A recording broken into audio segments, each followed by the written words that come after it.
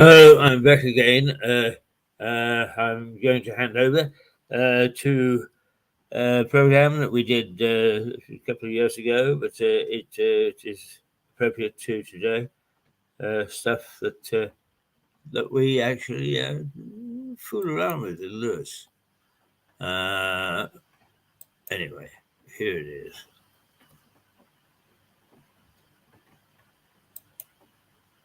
Uh-huh.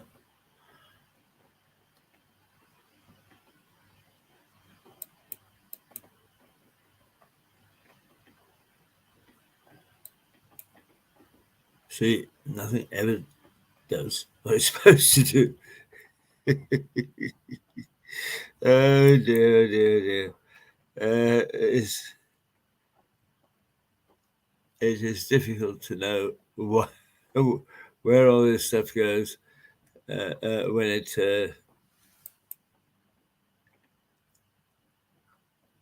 it's no.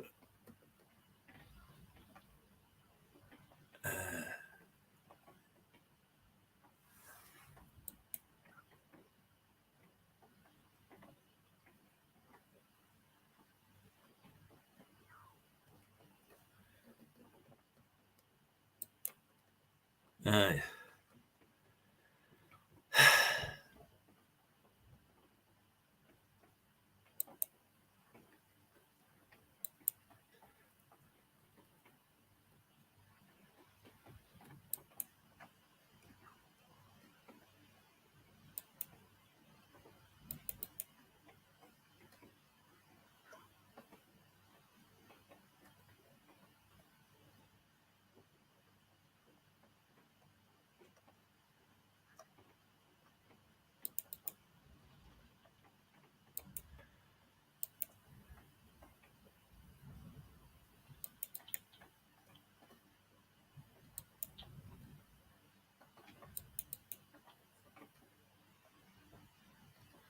well, let's try this.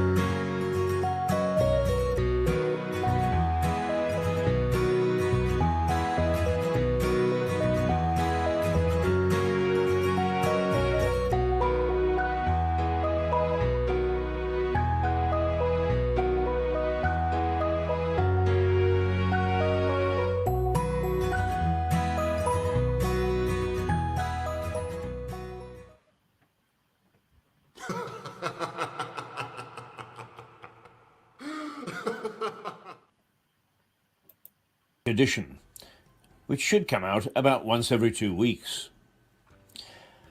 One of the nice things about web TV is it has no rules, unless, of course, we break the law.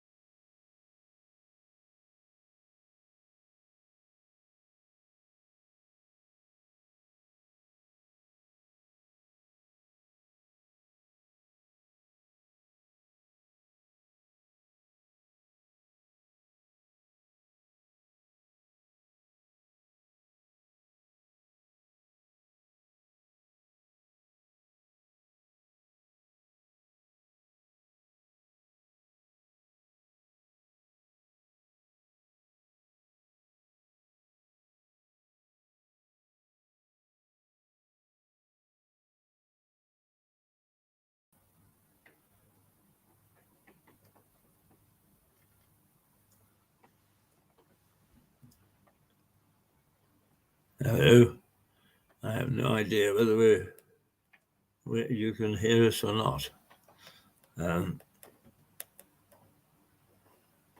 Difficult to say. Let's just try.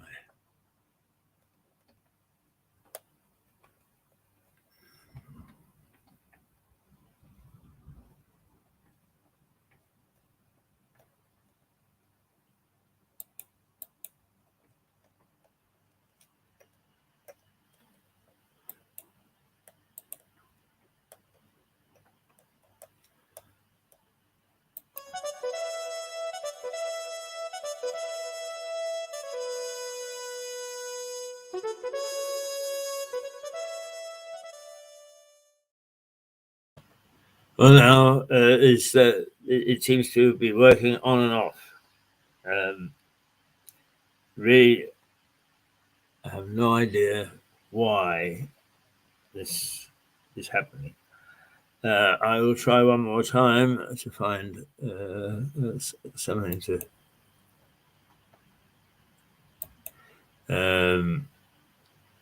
keep us going. But, let's try this, and all we can hope is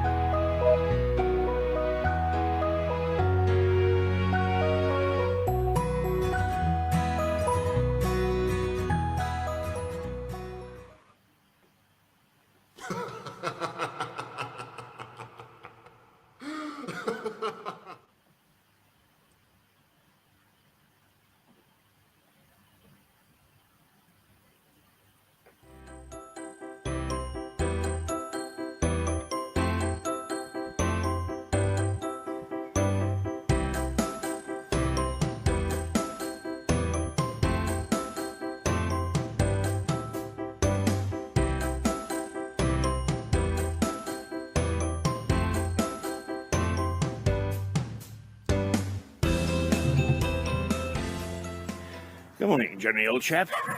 Well, it's good to see you, particularly on a morning when it's snowing. I'm sorry if I haven't been down to take a look and have a chat with you recently, but I have brought Stick, who put on his very finest for you this morning to say hello. And I'm saying hello as well before we launch into the third edition of our program on Mirador. Well, first of all, I'm going to change my hat. This is my usual garb, as those of you who've watched us before will know, and it was very suitable for one of our items this morning, which is about racing. But forgive me, it's snowing, so I really do feel that I should put this on, and I can keep myself warm. So forgive that little judder and stutter and so on. Here I am, ready for the fray. Now, you can see Jerry over my shoulder, I hope, somewhere. Yeah, dear old Jerry is there, isn't he? Yes, he is. There he is. No, he's not. I've lost him. Where are you, Jerry? Let's go round. Well, how silly that I could lose Jerry, of all people. But, never mind. He's there, I assure you. And first of all, let me just say that while we're having a lot of fun in Lewes, laugh in Lewes, I hope that this program has a serious intent. It does tell people and the world and the rest of the people in the country about differences in... I've got two lovely dogs here. Hello, good morning. About what's happening in Lewes and things of interest, things that are amusing and so on. But it does have a serious intent. We try hard to get to the people who work and live in Lewes, but we're not confined to that. The people slowly will start to tell us what's happening as far abroad as Battle, through Hastings, Eastbourne, New Haven, Seaford, Lewes of course, but then down to Brighton and back again. That's our purpose, is to serve the south coast, not just Lewes. So do let us know what's going on, or even send us video if you want. A bit shaky this morning, only because it's cold and it's snowing and I can't find January. Never mind. But we do want you to know that we tested what we're doing with what's called a focus group. We asked people far and wide, some in foreign climes, what rather Monty Python-esque approach to local television, and they liked it. Overwhelmingly, they liked it. One or two dissenters, of course, there always are. But I hope that you'll enjoy this program and the way that we treat some serious topics and some that are not so serious. I'm going to kick off with something that's quite serious in a moment, in my view. And it is my view. So perhaps you'll like it, perhaps you won't. If you disagree, drop us a line. It's I to I, that's I to I TV at mail.com. Let us know what you think. Local, national, and overseas viewers overwhelmingly approved of our approach, even if the technical side is still a bit wobbly. We are trying to improve our performance, though, with each edition, which should come out about once every 2 weeks. One of the nice things about web TV is it has no rules, unless, of course, we break the law.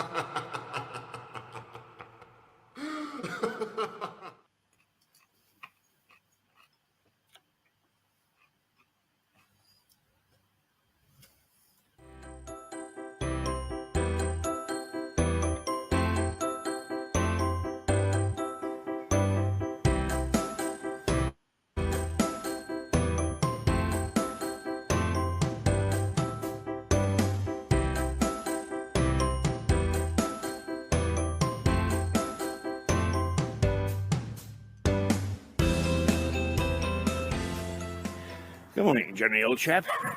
Well, it's good to see you. Particularly on a morning when it's snowing. I'm sorry if I haven't been down to take a look and have a chat with you recently, but I have brought Stick, who put on his very finest for you this morning to say hello.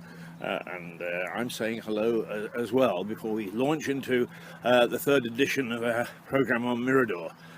First of all, I'm going to change my hat.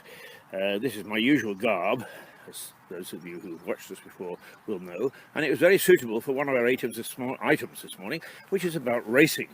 But forgive me, it's snowing, so I really do feel that I should put this on, and I can keep myself warm. So forgive that little judder and stutter and so on. Here I am, ready for the fray. Now, you can see Jerry over my shoulder, I hope, somewhere. Yeah, dear old Jerry is there, isn't he? Yes, he is. There he is. No, he's not. I've lost him. Where are you, Jerry? Let's go round.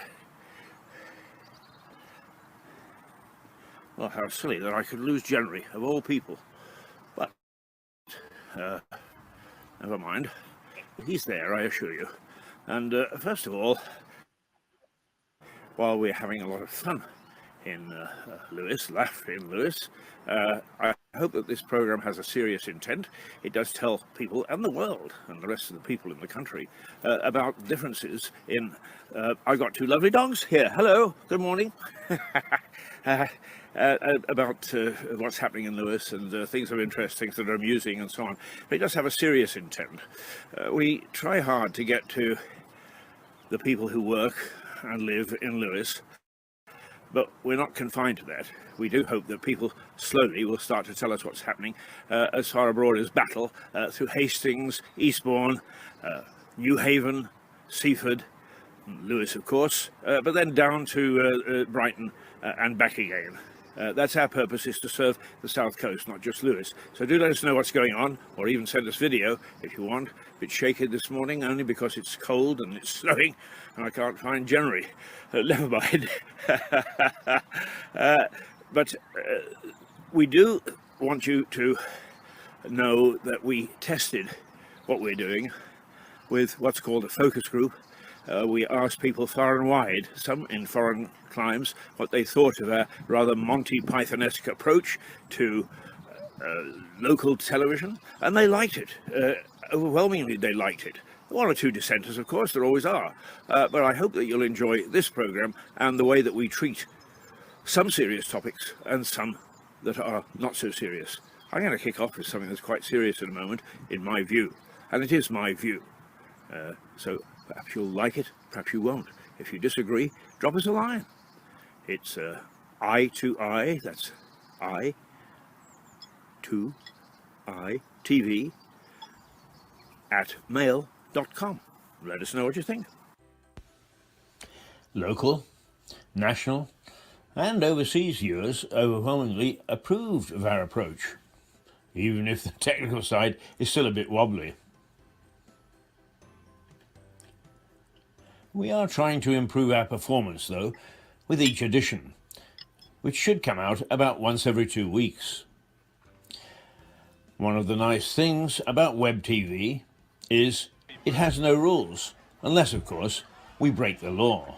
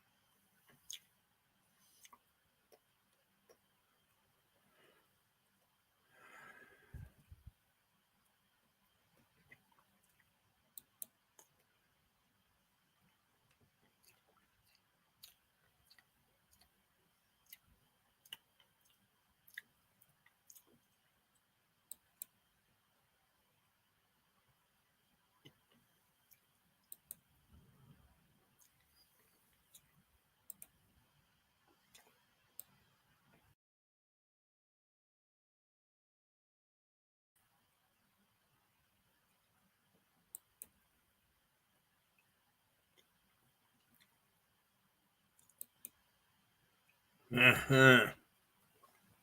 Absolutely nothing is going right today. Now, God bless him, John Henry. Forgive me, I'm trying to offset. In fact, I was having a little speech difficulty.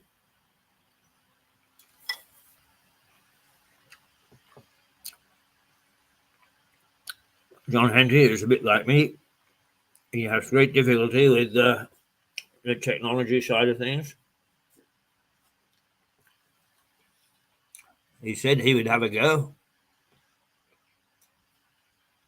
We sent him a link, and I hope that he'll appear. If not,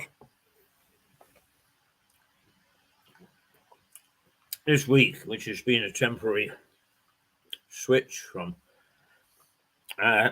headquarters at the White Hart to new quarters, which we're not absolutely sure where we'll be just yet. It has not been exactly a great experiment using my home as a studio, but it's the best that we've got for a moment or two. We're meeting with the landlord of the Black Horse tomorrow to see whether, in fact, everything will work, and we could be back broadcasting from a pub. And very kind of him it will be, and is, to even consider it.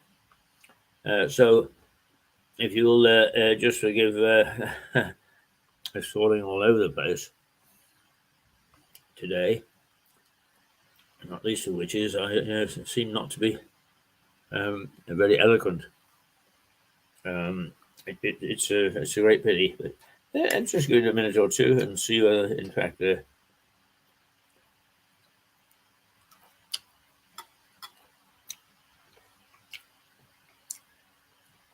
John is able to join us. And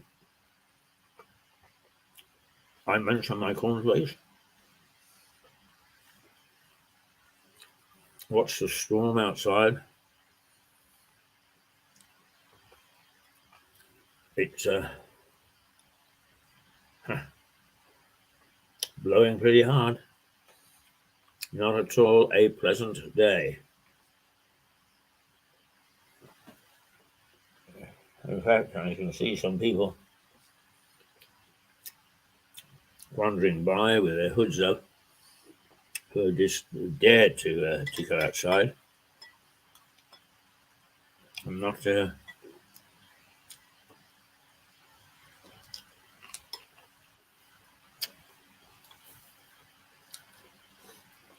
well. Ha ha ha! There he is. Ah ha ha ha! Ah! Good heavens! How are you, Mr. John? Good Lord, we live in an age of wonders. Will miracles never cease? Well, you are a sight to behold this morning because nothing has gone right. I know that. Has gone right. So hopefully, because I've got you here and we're chatting, we can make the last bit of the day a bit more worthwhile. You are looking splendid in that scarf, if I may say so. Well, of course, I'm wearing it largely because I'm loyal to the local football team who have entered Europe last night. I still don't know the result. So therefore, this is to celebrate the Rooks, the famous Lewes football team, and also to keep me warm because I think you'll agree, Sir Keith, it's a pretty chilly morning. It is a rotten day outside. It is. And just to bring me back to reality, I've lost my keys, so I haven't a clue whether I can go out and get back in or whatever. 100%. Well, this makes a lot of sense, I must admit. Not that I don't like going out. We all know that I wander the streets alone, banging into people ad lib and wishing them well and otherwise. But basically, sitting at home here in my own environment with a lovely item to show you a little later on, Sir Keith. Oh, great. Ah. Yes, it's all good. Well, maybe this time next week we were sitting in a pub together, and I have warned the landlord. I said, letting Mr. Henty and Ah. myself loose in a pub is like putting in a kid into a chocolate sweetie shop. Quite right, yes.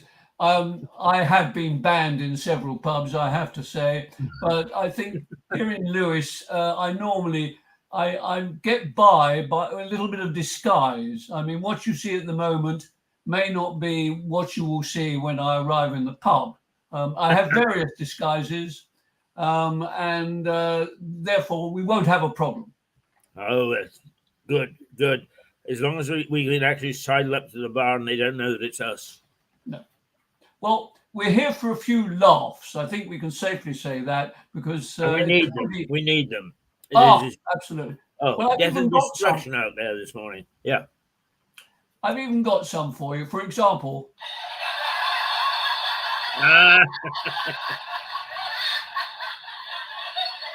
In other words, anytime you want to laugh, give me a shout and I'll oblige. Right. Well done. Can we see if, the little bag that brings all these wonderful things to us? Well, unfortunately, at the moment, of course, being at home with access to various things, I don't have the bag. I can probably, but worry not, because I've got an item here which I think you will like, and it's simply this. I was very recently in one of the charity shops, very popular here in Lewes, of course. I was in one of the charity shops, and this is a splendid one because, and I think you will be familiar with this, Keith. This is the one organised by the Raisted Animal Welfare Centre out at, wherever it is. Just around the corner from They're lovely people in there, and I've made a good few friends. Bought one or two items, of course. I'm a cat lover as opposed to a dog lover, you understand. And so I went in there and I saw something on the counter that I had to buy. And I thought, if anybody would appreciate this, it'll be Sir Keith. So are you ready for this? I am. I'm braced. Good.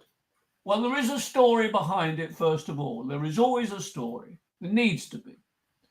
And that is that in 1976, many of your viewers will know that I have travelled, as we both have, to various parts of the world.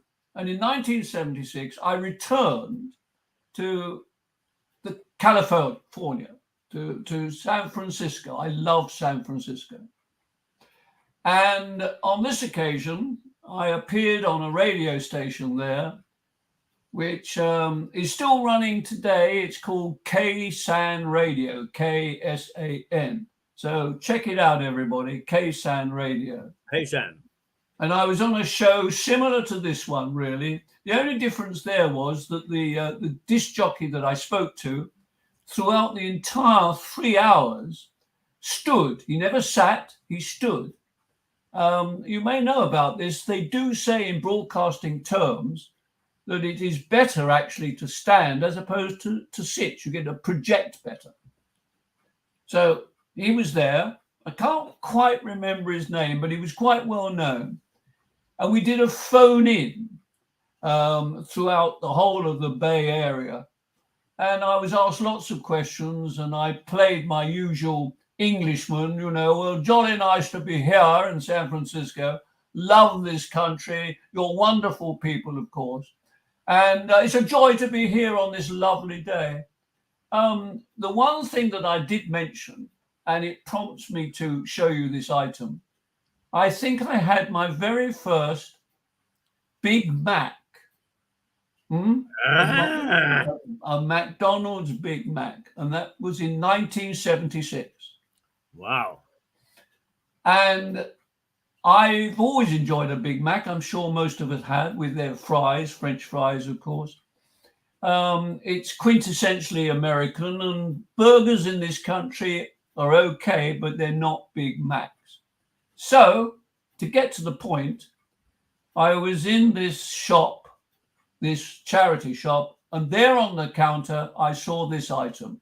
I had to buy it, and you'll understand why when I show you it.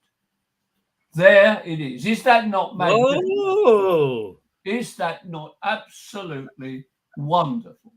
just out of this world. Out of Well, this world. That's a big Big Mac. that is a very big. But the only thing is, that is not just any Big Mac. That is also one that actually squeaks. Squeaks. I'll demonstrate this. Wow. Exactly. Now, That is a Big Mac worth macking.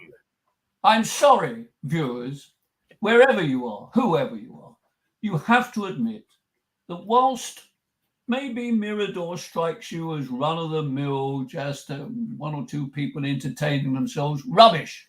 It's an innovator.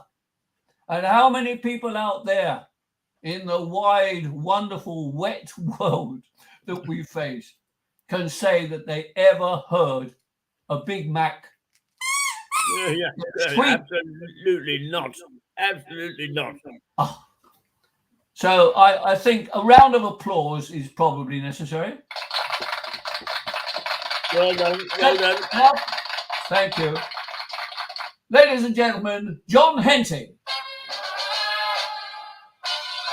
Now I've got it all here. Of 1967. I know. That's something else I bought, you see.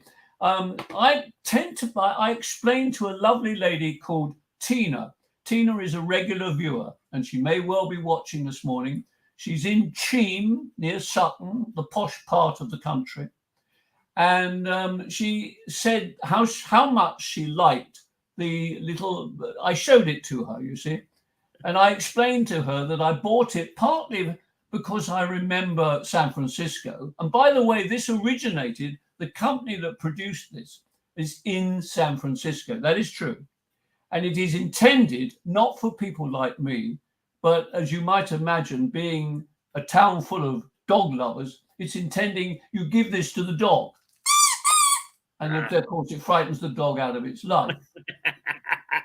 Which equally reminds me, talking dogs for a moment, I had a wonderful grandfather, a man that I deeply respect and I knew quite well.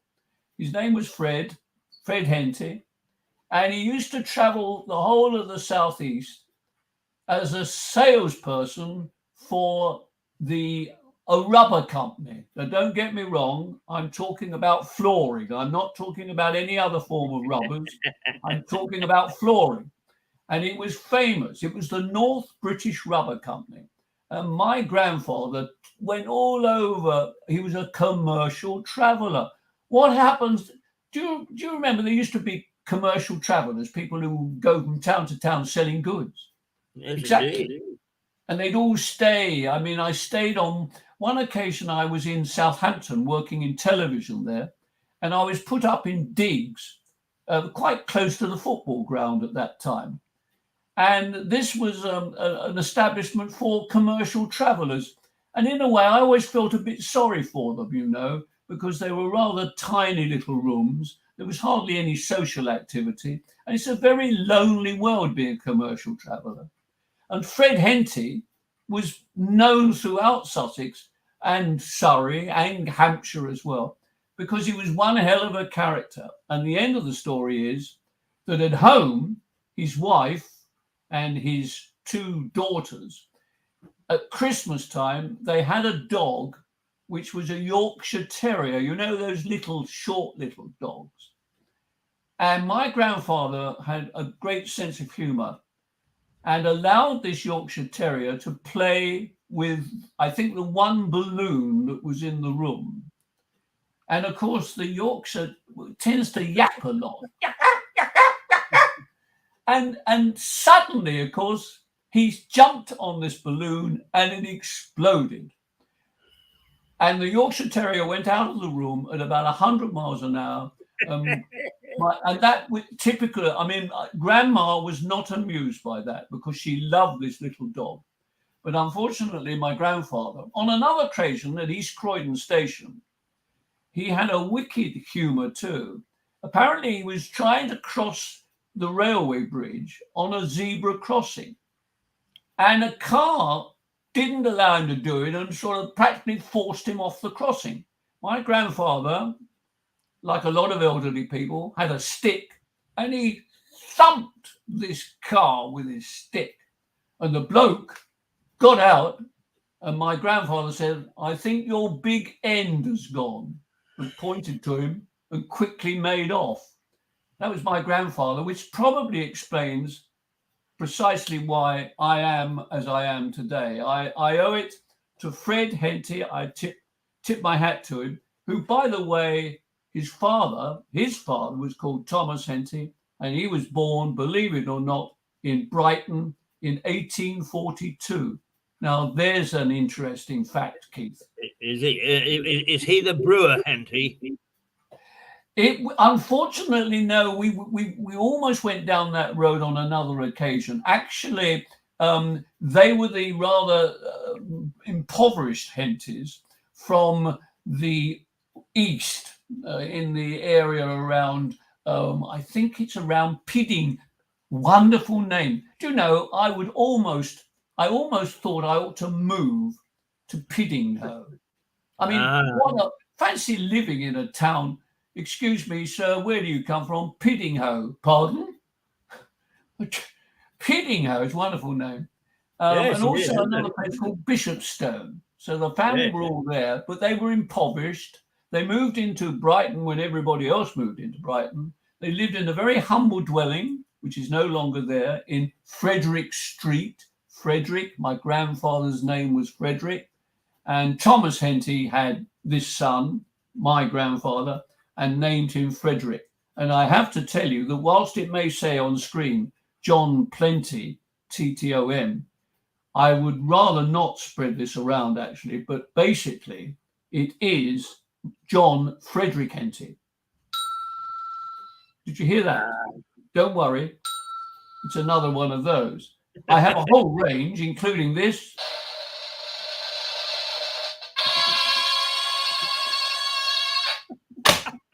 I tell you what. Yes. This is. You remind me very much of that scene or two in the racing thing about the horse that managed to beat off all the competition from East America. What was it called? I've forgotten the name of the movie now. But there's a chap who is the racing correspondent, and he has little rattles and so on. Oh, yes, absolutely. Yes. Oh, happy days. I love sounds. I mean, after all, I started in, and I suspect you did too, sound radio. Sound radio, when sound was all important, absolutely. Communicating with sound. Today, we now have the marvel of pictures. I mean, I'm amazed by this, you know. I'll tell you why I'm amazed, Keith, and thank you for this. I'm amazed because I had this little camera fitted on my device here. And I did once try to communicate with someone in Ireland, I think it was. I can't quite remember why it was. And whilst I could see him, he couldn't see me. Now, you can see me and I can see you, which is very clever. So I sort of dismissed this camera, and I didn't think it's rather good, isn't it? I quite like it. It's very good. A very good picture of you. Oh. John, can I just say that San Francisco is one of my favorite places too. I've only ever been there once, but I went there to cover one of the very first games in the North American Professional Soccer League. And they played it in the Oakland Coliseum, which is just over the bridge from San Francisco. And we, as journalists, are very tough characters. But the American journalists had their own entrance into this stadium, their own press room, their own short order cook, their own bar, all of which they were able to use and stuff themselves full of good things and so on. But in our case, they only had about 500 fans in those early days, so we had to hang our microphones over the edge of the press box just so we get any sort of sound at all.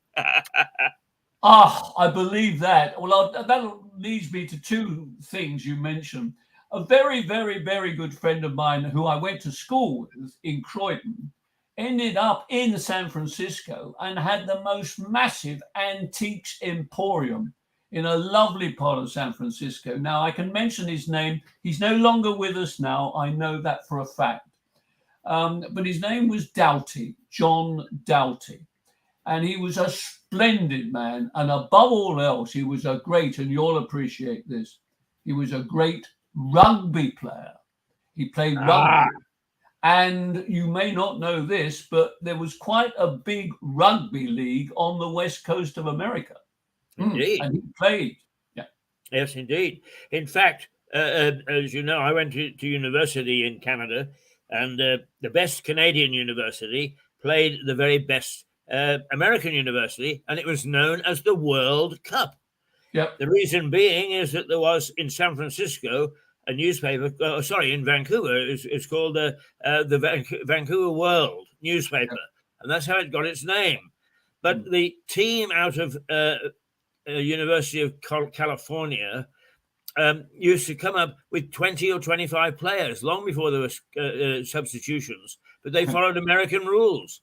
So as the university people, who in those days had no substitutes at all, said at the end, we didn't recognize anybody in the second half who took the field in the first half. Well, I mean, the Americans were baffled by our sports in the main. I didn't understand theirs. I went to one major American football game in Michigan. I saw the state of Michigan play University Michigan, whatever it was, massive occasion. And I went there with someone who had to explain it to me throughout.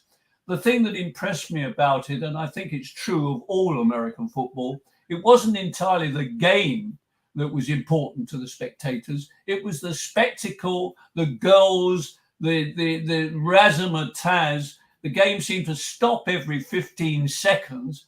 I didn't really like it at all, to be honest with you.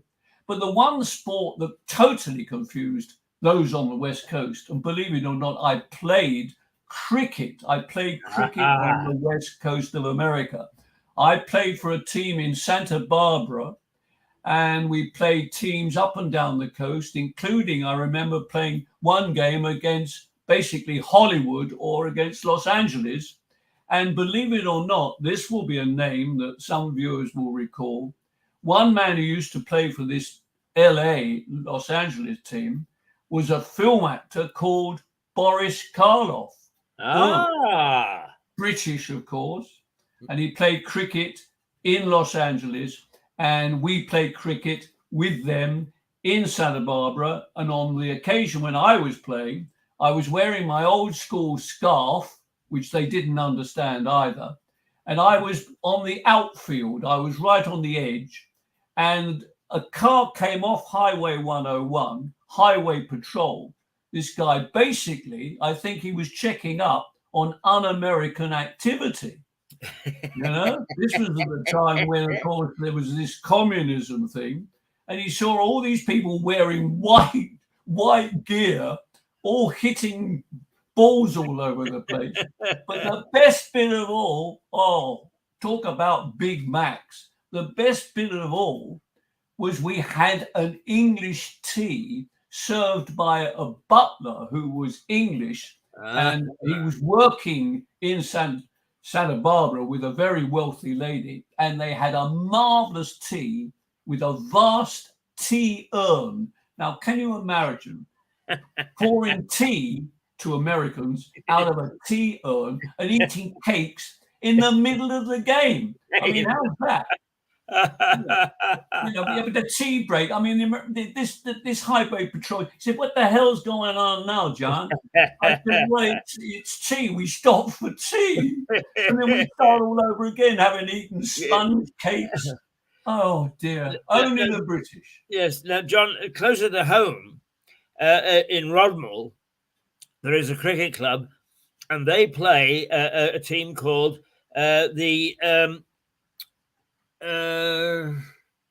Well, forget.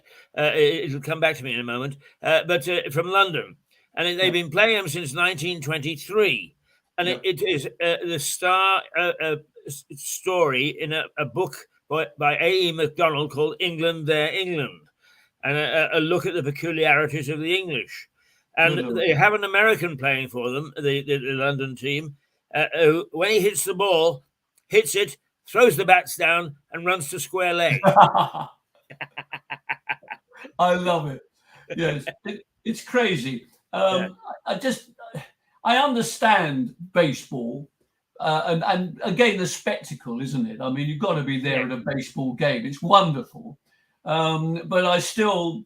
The only trouble is, what has happened with cricket, and this could be quite controversial. I don't like all this instant cricket we're getting now, where they're having internationals every 15 minutes. The game lasts for about 3 or 4 hours, and it's slogging everywhere. That's not cricket. No, absolutely. No, it's got to be nice and gentle. Incidentally, David Niven used to play for that Hollywood team as well, I believe.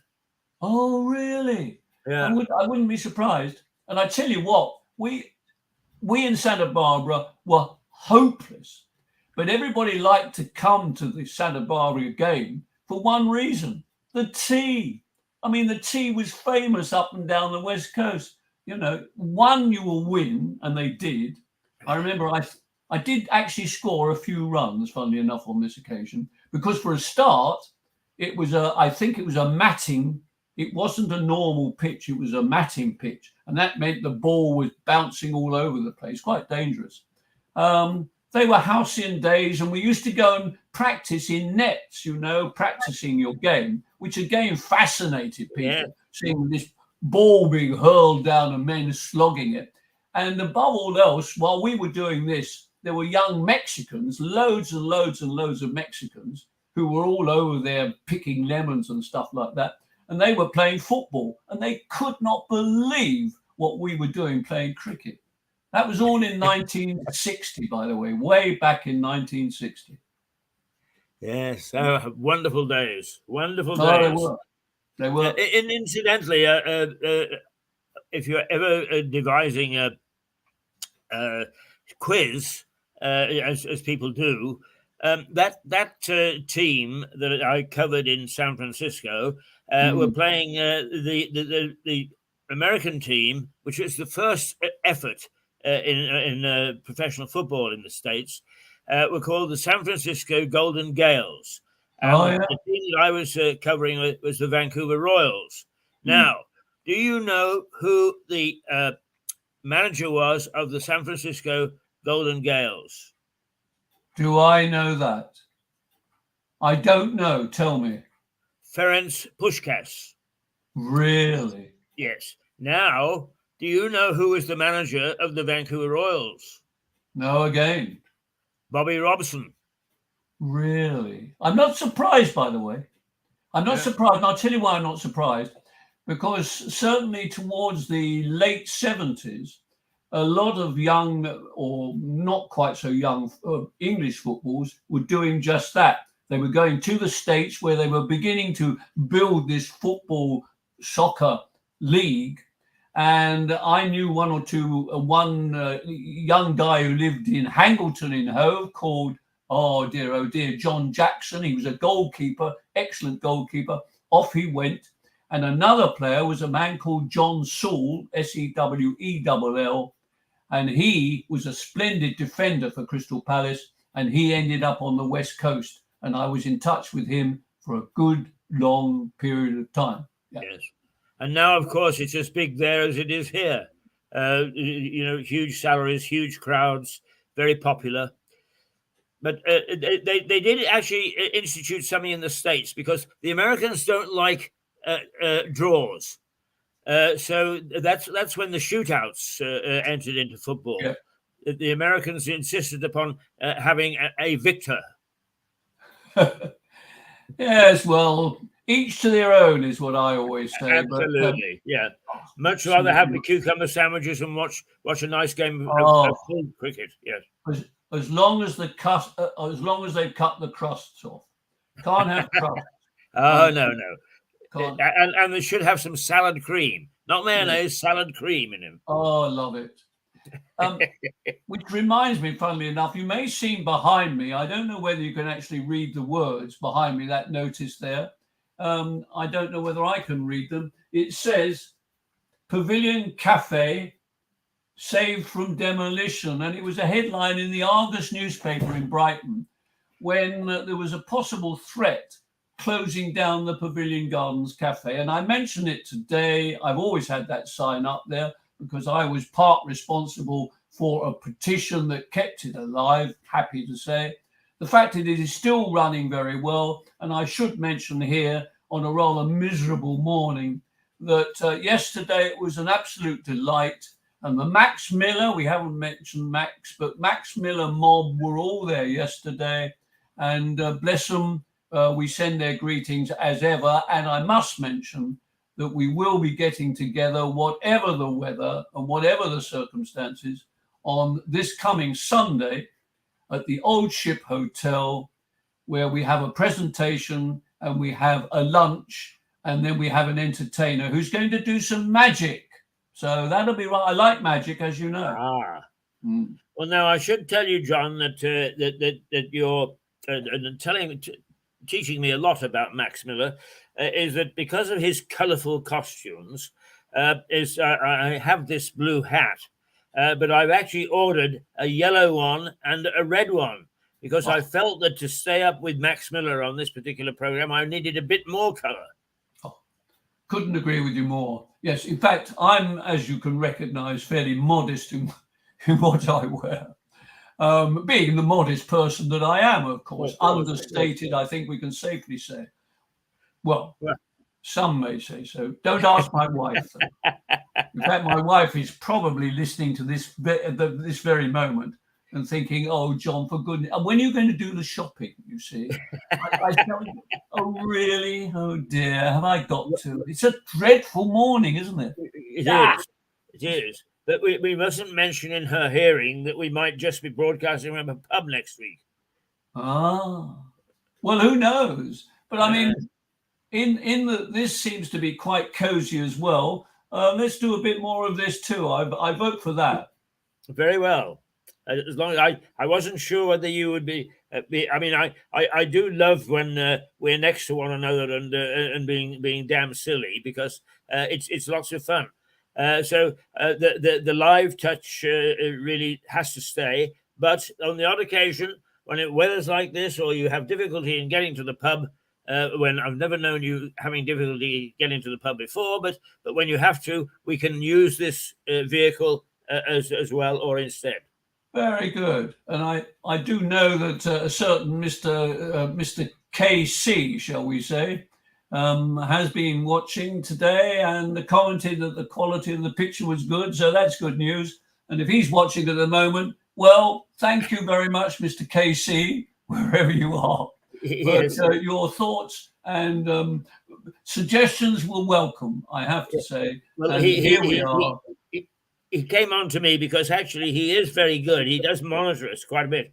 And we did have some problems since this was the first time that this was done from my apartment. Yes. The sound dropped out.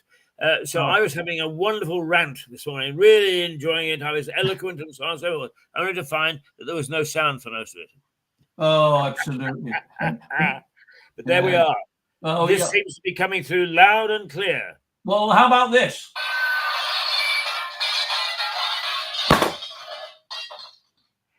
With that, we shall call it a day. We've been had a wonderful half hour or more, actually, and we'll be together again next Wednesday. And please have a good time and pass on our best wishes to all the Max Miller people who are getting together. Is it this Sunday? This Sunday, the Old Ship Hotel. You're more than welcome. Do come along. We're going to have a little annual general meeting, which will probably take about 30 seconds. and then we will have a little bit of entertainment, which will take another 30 seconds, and then we'll all have a few of those, and we'll have a bit of entertainment as well, and it's lovely. So remember, ladies and gentlemen, there'll never be another, eh?